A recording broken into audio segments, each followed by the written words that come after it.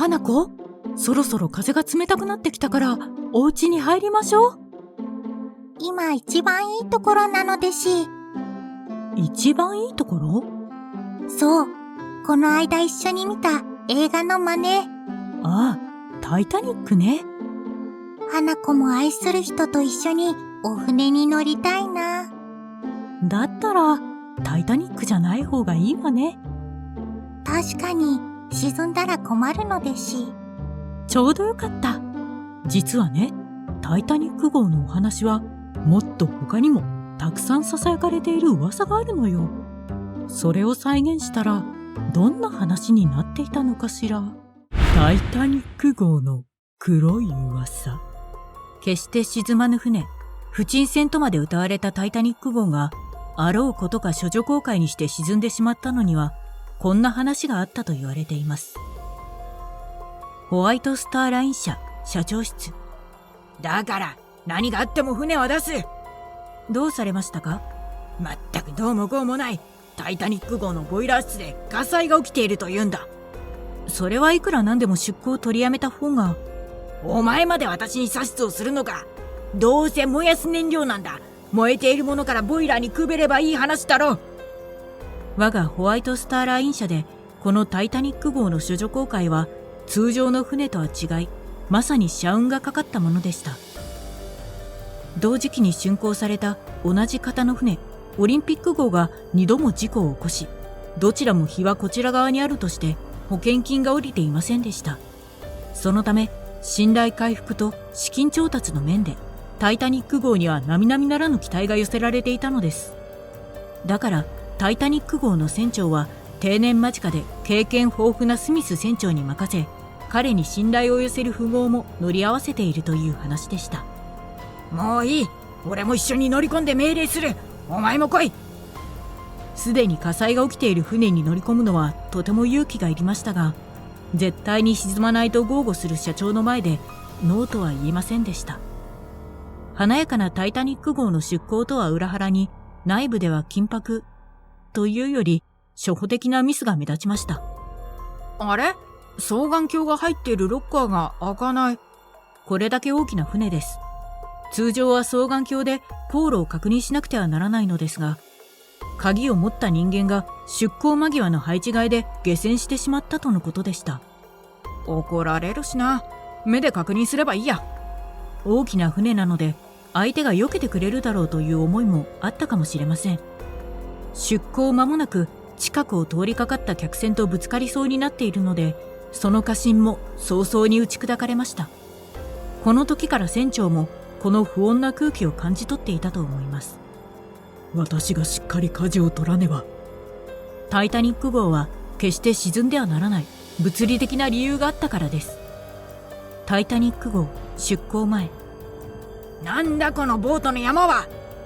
これは乗員乗客の数を考えた救命ボートの数です。68隻なければ定員を乗せることはできません。美しくない。デッキが乱雑に見えるだろう。そうだな、3分の1以下にしろ。重さがあると燃料費もかかるし、何よりお客様が自由にデッキで楽しむどころの景観ではないだろう。そんな無茶な。20隻、それで十分だ。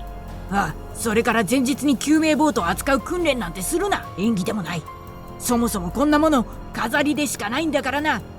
そう言って救命ボートは3分の1以下の20隻に、船員への救命ボートの取り扱いについても口頭で知らされただけで訓練は行われなかったのです。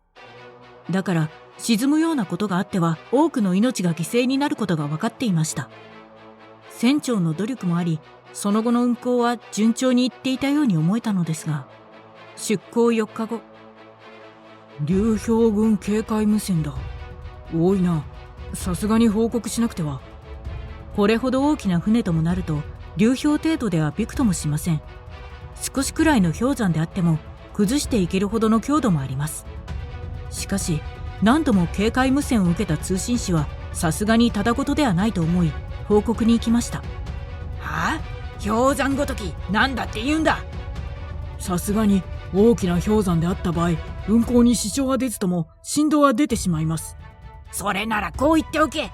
我々はこの巨大な船の航海スピードを競っていると。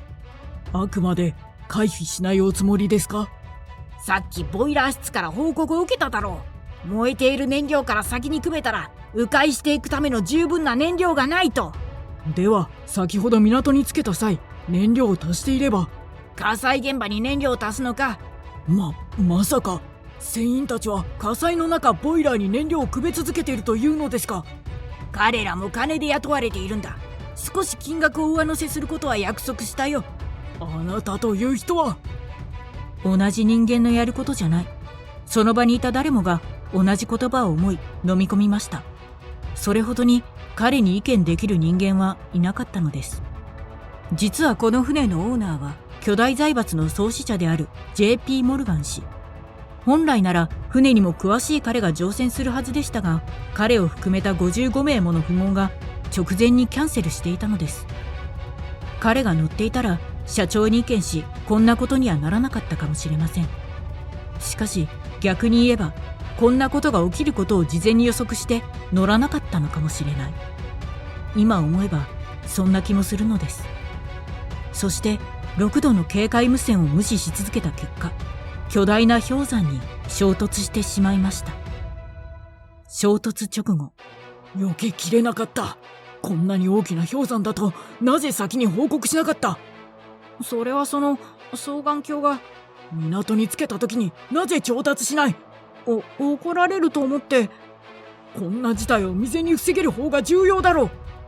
大変です。ボイラー室付近から大量の海水が。何？ということは。このままでは沈みます。間違いなく。なんとかならないのか？ボイラー室の火災は船体の強度を著しく弱め、通常であれば耐えきれたであろう氷山との衝突で簡単に破壊されてしまったのです。それもこれも全て出航を最優先にした社長の責任でした。ボイラー室がやられてしまっては船は進むことができません。指をくわえて沈むのを待てっていうのか？社長は真っ赤な顔で怒り狂いながら操舵室を出て行きました。社長、お戻りください。ご指示を。ふざけるな。沈むなら逃げるまでだ。そう言うと近くの船員に救命ボートを下ろすよう命令しました。下ろし方がわからな。何のための訓練だ？いや、訓練はしてなくて。使えん。わかる者を呼べ。社長！なんとかボートを下ろさせると、近くにいた顔見知りの富豪を乗せ、我先に船を離れていきました。救命ボートの定員はまだ余裕があったにもかかわらず、社長が下船しました。この船でもあなたより上で指図する人間はおりません。もう全て遅いがな。私もしっかりと把握しきれていなかった責任がある。なんとか一人でも多くの命が助かるよう尽力しよう。この他にも見えっ張りな社長は設計においてもひどいことを行っていました。なんだこのゲートは。甲板に逃げられないぞ。タイタニック号は1等客室、2等客室、3等客室に分けられており、客室の値段の差も非常に大きく分けられていました。1等はとにかく豪華に、スイートはさらに豪華絢爛に、2等はまあそれなりに、3等は豚小屋よりマシな程度でいいだろう。小さな部屋にできるだけ詰め込まれた3等の乗客はボイラー室の火災の件もあり、出港直後から地獄のような暑さだったといいます。1等スイートは現在の価格で500万円以上とも言われていますが、3等は2万円から5万円程度。それでもとにかく人数を乗せれば儲かるという社長の考えで設計された船は3等客室から2等客室以上に行き来できないように区切られていました。3等客室の乗員は最初から逃げるチャンスすら与えられていなかったのです。救命ボートを減らした理由にこれも含まれていたのかは定かではありません。私も船長も船と共に沈み命を落とした一人。社長に直接真実を問うことは叶わないのです。起こるべくして起こった事故、そうとしか考えられません。はい、おしまい。いつの世も人間の業によって起こった悲しい事故が存在します。過信や保身が判断ミスを呼び、より大きな事故に発展していく。巻き込まれた側はあんな美談にはまとまりませんよね。社長は我先に助かって避難されましたが、命あってのものだね。結局生きている勝者であるというのも納得がいかないものです。